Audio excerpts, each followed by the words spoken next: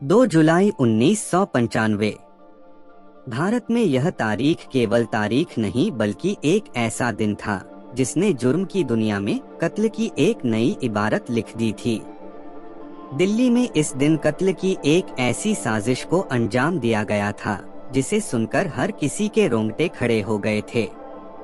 आगे चलकर यह सनसनीखेज हत्याकांड पूरे देश में तंदूर कांड के नाम से मशहूर हो गया। इस हत्याकांड का आरोपी सुशील शर्मा फिलहाल पैरोल पर आजाद है, लेकिन उसकी सजा माफी पर आखिरी फैसला दिल्ली के उपराज्यपाल को लेना है। तारीख 2 जुलाई 1995। वक्त रात के 8:30 बजे। जगह थी नई दिल्ली के गोल मार्केट स्थित सरकारी फ्लैट नंबर 82A। अचानक इस सरकारी क्वार्टर से गोलियां चलने की आवाज आती है। पड़ोसियों को लगा कि शायद किसी ने पटाखे छोड़े हैं, लिहाजा कुछ देर बाद हर तरफ खामोशी छा जाती है। थोड़ा वक्त बीतता है। इसके बाद अचानक फ्लैट का दरवाजा खुलता है। एक शख्स पॉलीथीन में रखी किसी वजनी चीज को घसीटता हुआ फ्लैट से बाहर निकलता है। बाहर एक मारुति कार खड़ी थी। शख्स पॉलीथिन को उठाकर उस कार की डिक्की में रखता है और फिर डिक्की बंद कर ड्राइविंग सीट पर बैठते ही कार को तेजी से भगा ले जाता है। अंधेरा गहराता जा रहा था और सड़क पर धीरे धीरे ट्रैफिक कम हो रहा था। कार चलाने वाला ITO पुल पर पहुंचने के बाद तेजी से इधर उधर देखता है। उसे शायद किसी खास मौके की तलाश थी, पर मौका शायद मिल नहीं रहा था। लिहाजा पुल के कुछ चक्कर काटने के बाद वो पुल के बीचों बीच किनारे अपनी कार रोक देता है। कार का इंजन बंद करता है और नीचे उतरता है। दरअसल उसका इरादा कार की डिक्की में रखी पॉलीथिन को पुल के नीचे यमुना में फेंकने का था, लेकिन पुल पर अब भी ट्रैफिक था। लोग लगातार आ जा रहे थे, लिहाजा उसे मौका नहीं मिलता कि वो पॉलीथिन को यमुना में फेंक सके। इसी दौरान वह शख्स वापस कार में बैठता है और कुछ सोचने लगता है। तभी अचानक उसके दिमाग में बिजली की तरह एक और तरकीब कौंधती है। वो फौरन कार का रुख मोड़ देता है। अब कार वापस कनॉट प्लेस की तरफ भागती है। कनॉट प्लेस पहुंचते ही इस बार कार अशोक यात्री निवास के अंदर बगिया रेस्तरां के पास जाकर रुकती है। रेस्तरां में कुछ लोग बैठे खाना खा रहे थे। कार पार्क करने के बाद कार से वही शख्स उतरता है और रेस्तरां के मैनेजर केशव के पास पहुंचता है। दरअसल कार चलाने वाला कोई और नहीं बल्कि दिल्ली यूथ कांग्रेस का अध्यक्ष सुशील शर्मा था, और उस रेस्तरां मालिक भी सुशील शर्मा ही था। कार से उतरने के बाद घबराया सुशील फौरन केशव से रेस्तरां बंद करने को कहता है।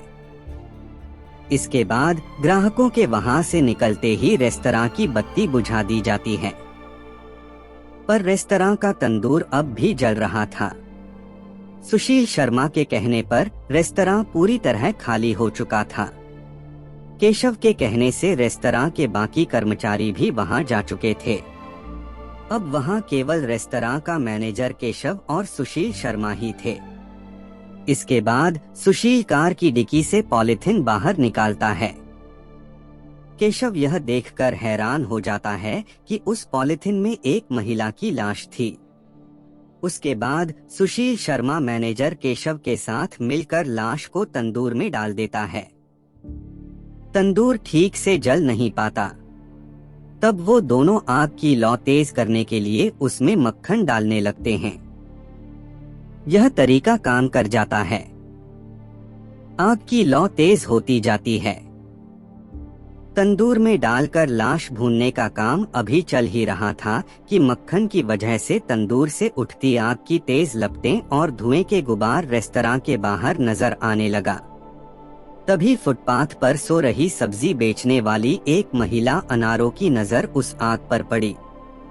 अनारों को लगा कि शायद रेस्तरां में आग लग गई। लिहाजा अनारो चीख चीख कर शोर मचाने लगी।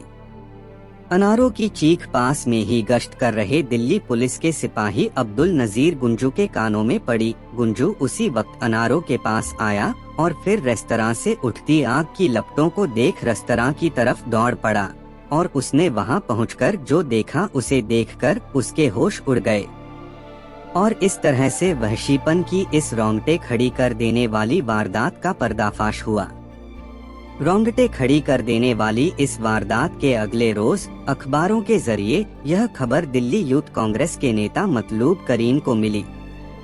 तब मतलूब करीम सामने आकर पहली बार यह खुलासा किया कि तंदूर में जिस महिला को भूना गया है उसका नाम नैना साहनी था और वह सुशील शर्मा की ही बीवी थी। वह मतलूब करीम ही था जिसने पहली बार शक जताया कि नैना साहनी का कत्ल किसी और ने नहीं बल्कि खुद उसके पति सुशील शर्मा ने किया है। हादसे के बाद से ही सुशील शर्मा भी गायब हो चुका था, लिहाजा पुलिस का शक यकीन में बदलने लगा। पर सवाल ये था कि आखिर सुशील शर्मा ने अपनी ही बीवी का कत्ल क्यों किया। जाहिर है इसका जवाब सुशील शर्मा के ही पास था, पर सुशील तब तक दिल्ली से दूर जा चुका था। यूथ कांग्रेस के नेता से तंदूर कांड का मुजरिम बनने तक की सुशील शर्मा की कहानी जितनी भयानक है उतनी ही चौंकाने वाली भी। सुशील शर्मा ने जिस नैना साहनी से लव मैरिज की थी वह उसी नैना को तंदूर में झोंक चुका था और वह भी फकत एक टेलीफोन कॉल की वजह से। आखिर किसकी थी वो कॉल और क्यों एक कॉल ने सुशील को कर दिया था पागल। रेस्तरां का मैनेजर केशव पुलिस के हाथ लग गया था, लेकिन तंदूर कांड का सच अब भी सामने नहीं आया था। पुलिस को तलाश थी सुशील शर्मा की। अपनी बीवी का बेरहमी से कत्ल करने के बाद सुशील शर्मा दिल्ली से भागकर दक्षिण भारत पहुंच चुका था। उसने अपने बाल मुंडा लिए थे, हुलिया बदल लिया था ताकि कोई उसे पहचान ना सके। मगर 10 जुलाई के दिन पुलिस को पता चला कि सुशील शर्मा अग्रिम जमानत के लिए बेंगलोर कोर्ट पहुंचने वाला है और उससे पहले ही दिल्ली पुलिस वहां पहुंच गई और सुशील शर्मा गिरफ्तार हो गया। गिरफ्तारी के बाद सुशील शर्मा ने तंदूर कांड का सच बताया। दरअसल सुशील को शक था कि उसकी बीवी नैना साहनी और मतलूब करीम के बीच संबंध है। नैना साहनी और मतलूब करीम एक साथ कॉलेज में पढ़ते थे। यूथ कांग्रेस में भी दोनों साथ थे। वारदात वाली रात यानी 2 जुलाई को सुशील शर्मा जब अपने घर पहुंचा तो उसने देखा कि नैना किसी से फोन पर बात कर रही थी। सुशील को देखते ही नैना ने फोन काट दिया।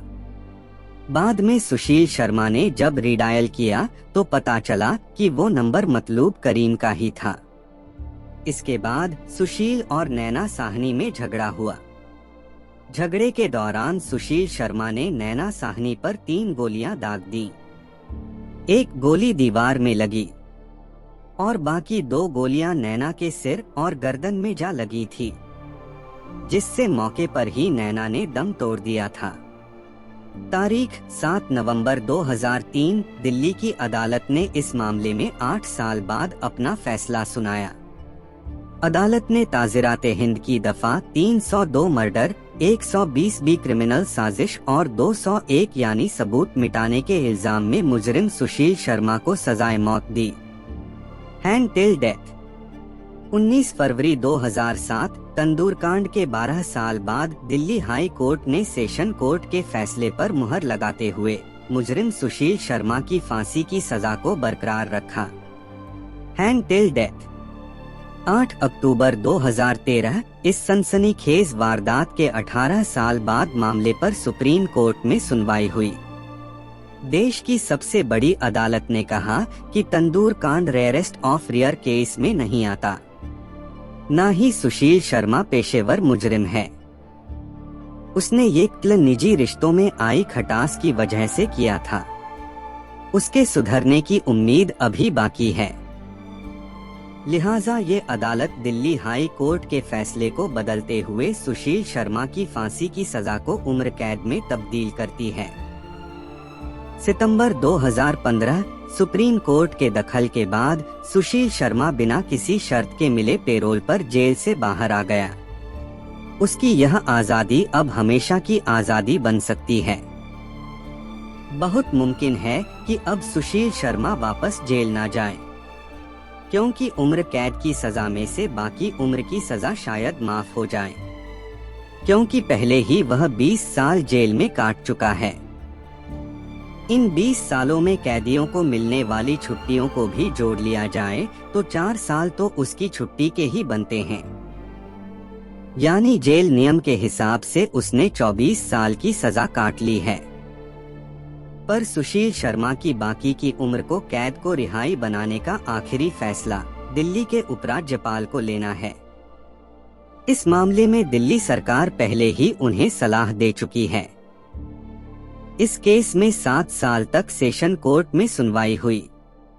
उसके बाद हाई कोर्ट और फिर हाई कोर्ट से सुप्रीम कोर्ट तक 10 साल और मुकदमा चला, यानी कुल 17 साल।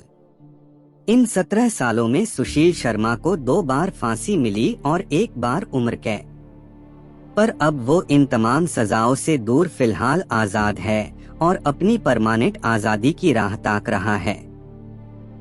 हमारी वीडियो देखने के लिए शुक्रिया।